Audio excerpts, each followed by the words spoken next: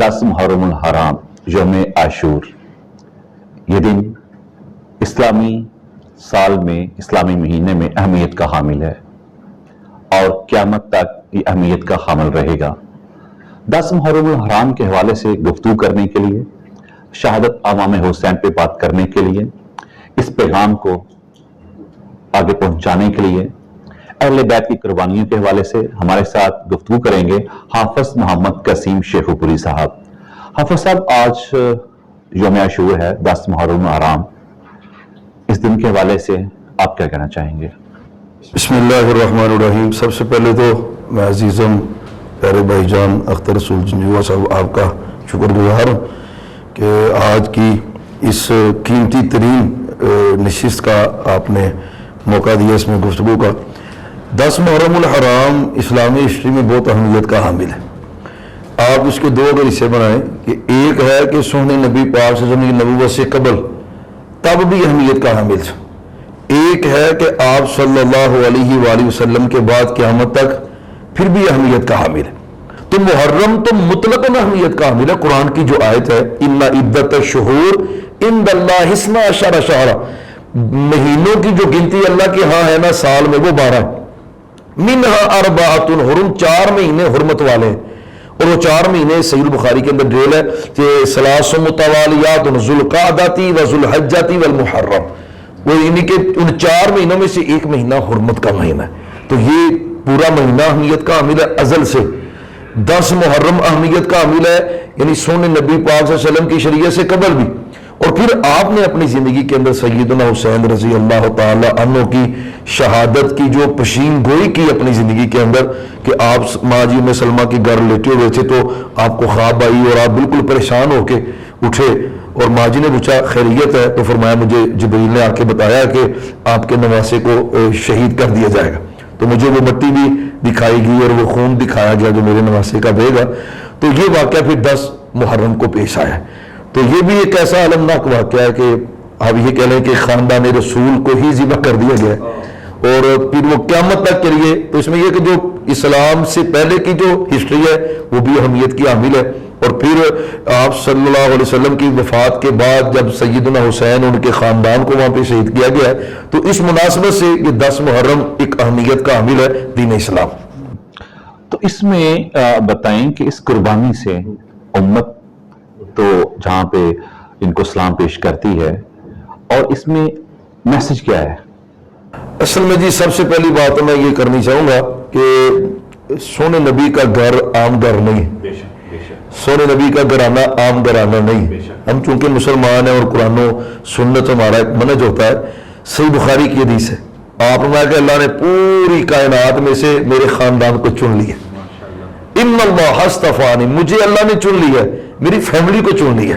तो गोया आपकी फैमिली पूरी कायनात में सबसे बेहतरीन फैमिली। वो आप एक दिन चादर लपेटी हुई थी तो बैठे हुए थे, सहाबी कहते हैं मैंने महसूस किया कि लगता है चादर में कुछ है। तो मैं करीब गया, मैंने कहा या रसूल सल्लम चादर में, हर मैं चादर उठाई तो एक रात पे हसन बैठे हुए थे, दूसरे में हुसैन बैठे हुए। फिर उस हदीस के लिए पता कि दोनों ही आपके ना बदन मुबारक से चिमटे हुए थे। यार कमाल है, जिस हस्ती को देख के लोगों पे जहन्नम की आग आराम होती है, उस हस्ती के बदन के साथ चिमटे हुए दोनों शहजादे हसन और हुसैन रजी अल्लाह तआला अन्हु। फिर आप अल्लाह से ये भी कह रहे थे कि या अल्लाह मैं इन दोनों से प्यार करता हूँ, फ़अहिब्बहुमा, अल्लाह आप भी इन दोनों से प्यार करें। अगली बात फ़अहिब्ब मन युहिब्बुहुमा, क़यामत तक जो इनसे प्यार करे आप इनसे प्यार करें। जब वो बेटा जानशीन बना यजीद, उसने बैत लेने के लिए गुर्रों को पैगाम भेजा कि मेरी खिलाफत की या मेरी जो अमारत की बैत ली जाए लोगों से। हजरत हुसैन को भी कहा गया रजी अल्लाह तआला अन्हु। तो मेरे हुसैन कहते हैं कि ये मामला ऐसा नहीं है कि बगैर मुशावरत के मैं आपके साथ बैत कर दूं, मुझे वक़्त चाहिए।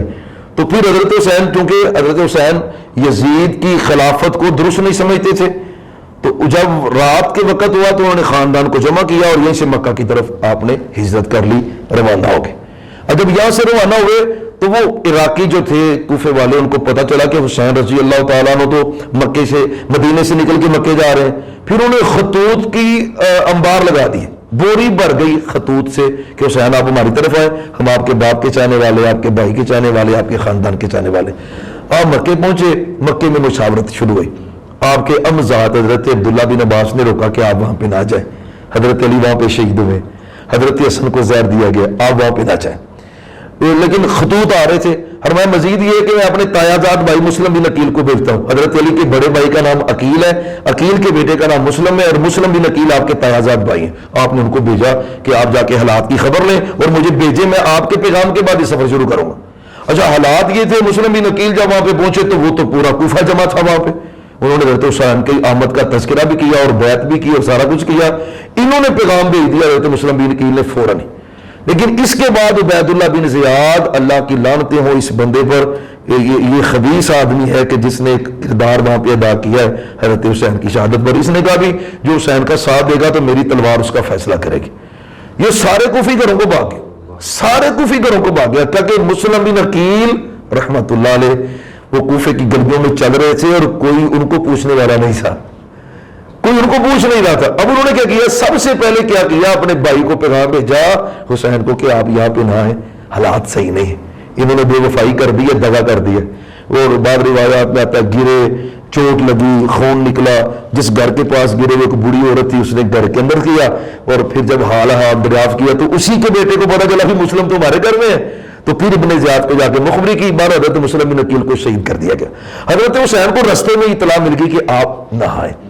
حضرت حسین نے ارادہ بھی کیا کہ واپس پلٹے۔ اور یہاں پہ ایک اور بات ہے، حضرت عبداللہ ابن عمر رضی اللہ عنہما، ان کو وہ مکے میں نہیں تھے جب حضرت حسین نے سفر شروع کیا نا حج کے دوران، وہ مکے میں نہیں تھے، تو جب ان کو اطلاع ملی کہ حسین کوفے جا رہے ہیں، یقین جانے تیز سواری خریدی، سواری کو بگایا، حضرت حسین رضی اللہ تعالیٰ کو ملے اور جا کے کہتے ہیں کہ میں اللہ کا واسطہ دے کے کہتا ہوں آپ کوفے نہ جائیں، آپ کوفے نہ جائیں، کوفے کا ارادہ ترک کر دیں۔ فرمایا اب تو میں تیاری میں ہوں اور مسلم بن عقیل بھی پہنچ چکے ہیں تو میں ارادہ کیے ہوئے ہوں۔ بہرحال سفر جاری رہا، تقدیر غالب آنی تھی، اللہ نے جو تقدیر میں لکھا تھا وہ ہو کے رہنا تھا، سونے نبی کی زبان نبوت سے باتیں نکلی تھی وہ پوری ہو کے رہنی تھی، اور وہ ہو کے رہی، وہ ہو کے رہا۔ آپ جب کوفے کے پاس پہنچے تو کوفے کے دروازے مسدود تھے، بند تھے، داخلی دروازے بند ہیں، اور عبید اللہ بن زیاد نے وہ دروازے بند کیے ہوئے، بندے کہنے بھی آپ کو انٹری کی اجازت نہیں ہے۔ اور آپ کبھی میپ پہ لکھیں نا کربلا کوفہ لکھیں تو کربلا کوفے کے رستے میں نہیں ہے، کربلا کا مقام تو آتا ہے جب آپ مکے سے سفر کریں نا دمشق کا پرانا روٹ، تو آپ کوفے کے رستے کو کراس کر کے تقریباً آپ 70-80 کلومیٹر آگے جاتے ہیں تو پھر یہ کربلا کا مقام آتا ہے۔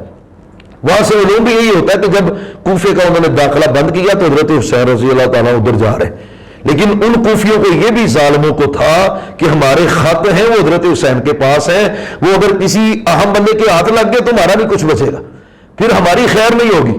حتیٰ کہ وہ ابن زیاد جب اس کو پہلا پیغام حضرت حسین کے پہنچا، فرمایا کہ اگر یہاں پہ مجھے داخلہ نہیں دے رہے تو مجھے 3 باتوں میں سے ایک بات تو کرنے دو، مجھے واپس مکے جانے دو، مجھے یزید کے پاس جانے دو، پھر مجھے اسلامی سرحد پہ جانے دو۔ اچھا ممکن تھا کہ ابن زیاد مان جاتا، شمر قریب بیٹھا ہوا تھا، وہ بے ایمان خبیث ذلیل الامہ، اللہ کی لعنتیں برسیں اس کی قبر پر، اور اس کی قبر کو اللہ جہنم کی آگ سے بھر دے۔ اس نے کہا یہ نہیں ہو سکتا، حسین رضی اللہ تعالیٰ عنہ واپس نہیں جا سکتے، آپ کے دربار میں آنا پڑے گا، جو بات ہوگی یہاں پہ ہوگی۔ اس نے کہا بھی اگر یہ تو منوا سکتا ہے تو جا کے منوا لے۔ یہ خبیث گیا، خط تو اس نے لکھے ہوئے تھے، کوفیوں نے لکھے ہوئے تھے، وہ خط پکڑے جاتے تو یہ بے ایمان بے نقاب ہو جاتے۔ ان ظالموں نے 10 محرم کو حضرت حسین رضی اللہ تعالیٰ عنہ اور ان کے خاندان کو ذبح کر دیا، اور اللہ کی عزت کی قسم ہے، اللہ کی عزت کی قسم ہے، روح زمین پر وہ میرے حسین کے جملے 10 محرم کے ہیں، وہ ان سامنے والوں کو کہ مجھے یہ بتاؤ کہ روح زمین پر اس وقت پوری دنیا میں جتنے لوگ موجود ہیں کوئی بندہ حسین سے افضل ہے؟ کوئی حسین سے عزت والا بھی کائنات میں کوئی بندہ ہے؟ تو یقین جانے وہی کہہ رہے تھے کہ حسین سے افضل دنیا میں بندہ کوئی نہیں ہے۔ ہر میں جب مان بھی رہے ہو تو پھر مجھے کیوں شہید کر رہے ہو، کس وجہ سے تم مجھے شہید کر رہے ہو؟ تو پھر ان ظالموں نے اپنا جرم چھپانے کے لیے خاندان رسول کو ذبح کر دیا۔ اور نبیوں کی تاریخ میں ایسا دردناک واقعہ کم از کم میری ہسٹری میں نہیں ہے کہ سونے نبی کی آل کوئی بچوں سمیت ان کو ذبح کر دیا گیا۔